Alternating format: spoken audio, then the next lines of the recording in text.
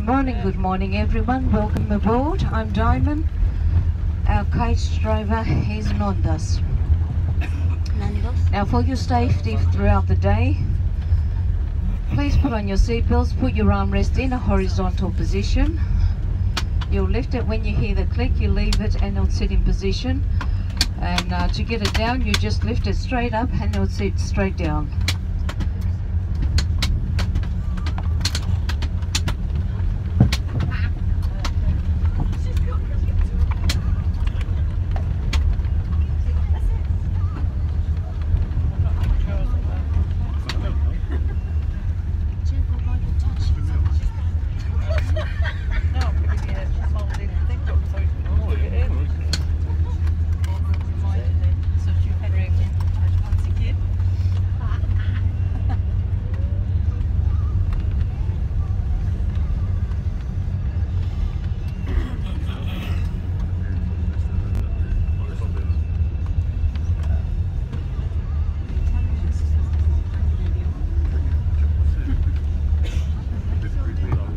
And of course, while we're on the move, there's no eating, drinking and smoking on the coach. Only water's permitted.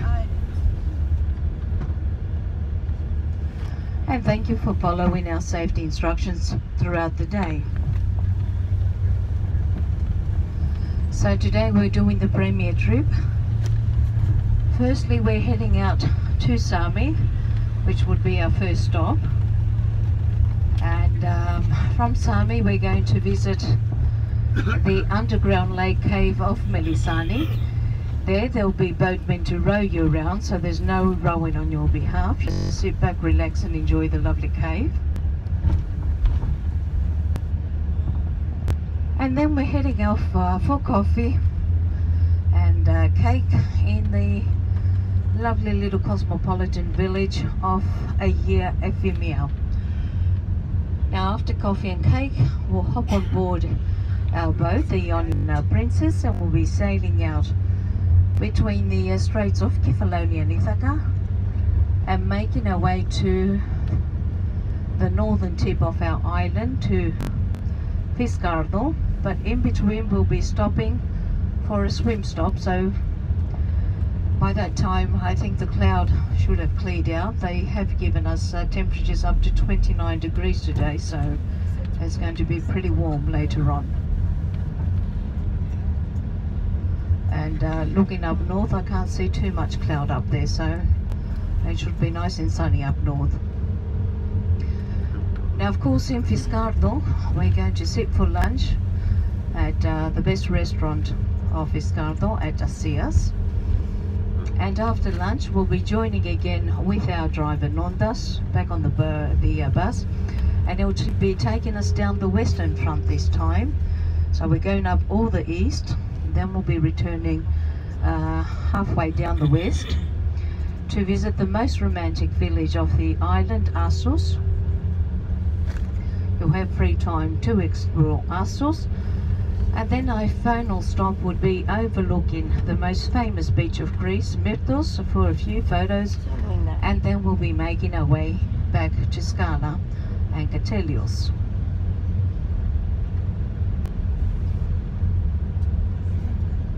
So we got a long day ahead of us. Any problems arising, any inconvenience, whatever you need, just let me know.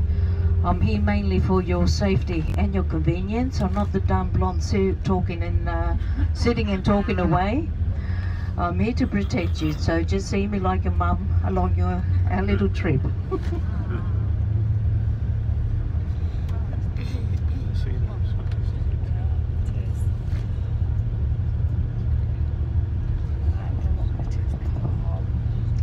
So as we approach Portos, the first place of interest would be the monument for the British submarine Perseus.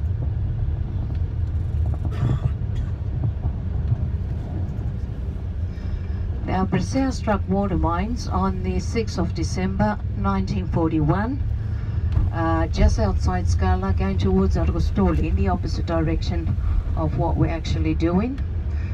And the sub went down, taking with it 60 men.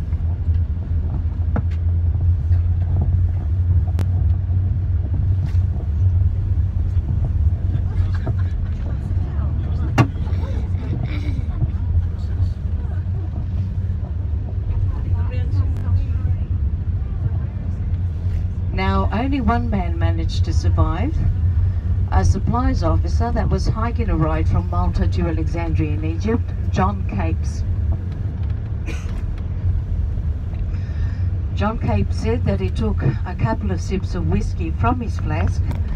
He opened a tiny porthole on the side of the sub, and through there he managed to surface from a depth of about 70 meters. He swam for about 5 miles and he reached the shorelines along here, half drowned, where he was discovered by local porous fishermen. So of course they placed him immediately into hiding, as the island was under Nazi occupation, and they would hide him from house to house every day so the Nazis couldn't locate him.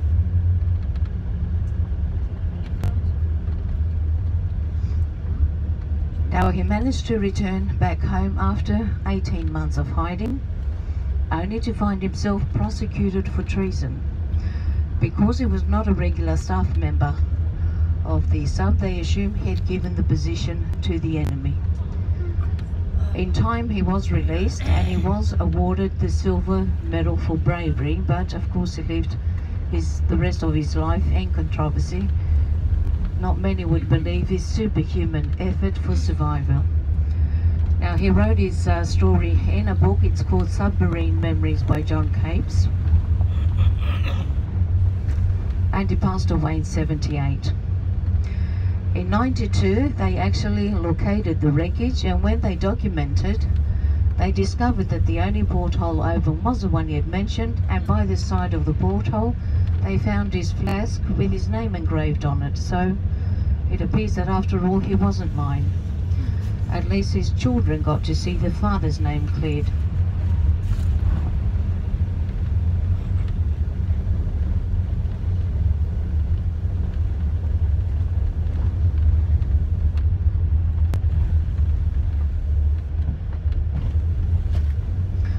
So of course a few years back they were talking about making the book into a film.